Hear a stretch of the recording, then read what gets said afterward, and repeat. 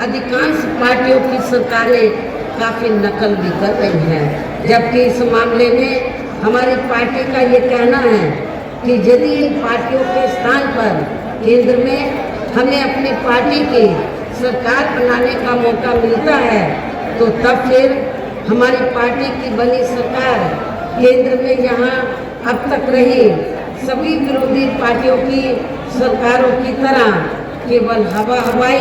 व कागजी कार्य आदि नहीं करेगी, बल्कि उत्तर प्रदेश की तरह ही जमीनी हकीकत में ठोस कार्य करके दिखाएगी। और इस संदर्भ में खासकर मैं ये कहना चाहूँगी, केंद्र द्वारा देश में पिछले कुछ समय से अति गरीब परिवारों को अस्थायी तौर पर फ्री में जो थोड़ी सी खाद्य सामग्री दी जा रही है तो उससे इनका स्थायी तौर पर भला होने वाला नहीं है। और वैसे भी इनकी ये जटिल समस्या देश में हर हाथ को काम देने से ही केवल दूर हो सकती है, जिसकी तरफ हमारी पार्टी की बनी सरकार विशेष ध्यान देगी। साथ ही देश में पिछले काफ़ी वर्षों से आए दिन बढ़ रही गरीबी, बेरोजगारी व महंगाई आदि से भी जनता बहुत ज़्यादा परेशान है, जिसे भी आर्थिक नीतियों में तब्दीली करके जरूर दूर किया जाएगा। धर्म की बिहार में पिछले कुछ वर्षों से खासकर मुस्लिम समाज के लोगों का द्वेष की भावना से जो इनका काफ़ी ज़्यादा शोषण व उत्पीड़न आदि किया जा रहा है तो उसे भी जरूर रोका जाएगा। और ये सब हमने अपनी यूपी की नई सरकार में करके भी दिखाया है। इसके अलावा हमने यूपी में सर्व समाज में से गरीब एवं बेरोजगार लोगों को बेरोजगारी भत्ता आदि न देकर उन्हें बड़ी तादाद में रोटी रोजी के साधन भी उपलब्ध कराए हैं। जो अब ये कार्य भी अधिकांश ठंडे ही पड़े हैं, जिनको फिर सरकार बनने पर प्राथमिकता दी जाएगी। आपके पश्चिमी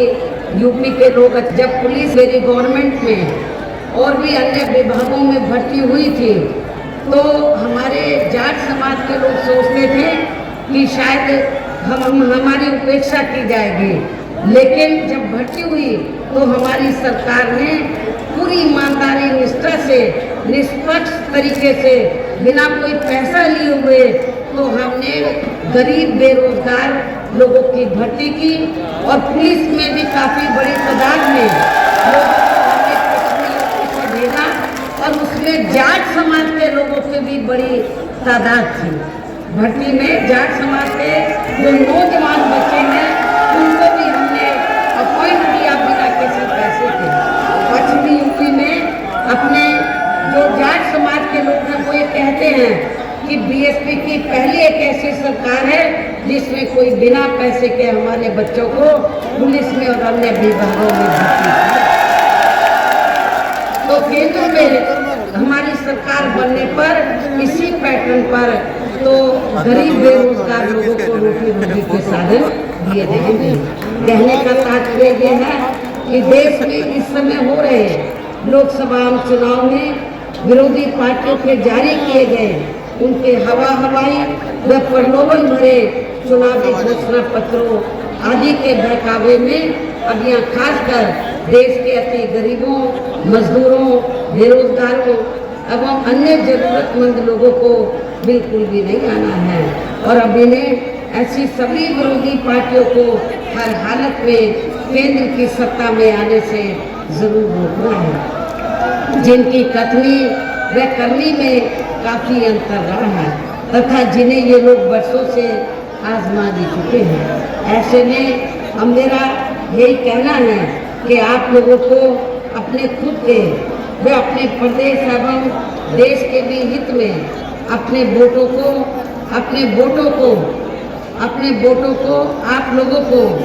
यहाँ अपने वोटों को आप लोगों को यहाँ